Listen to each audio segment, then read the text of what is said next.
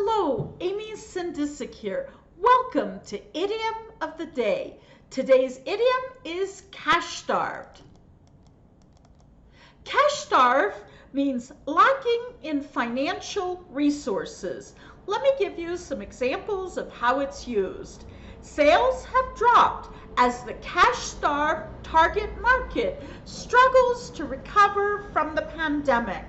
The pandemic resulted in a worldwide cash-starved economy. Many countries are still trying to recover.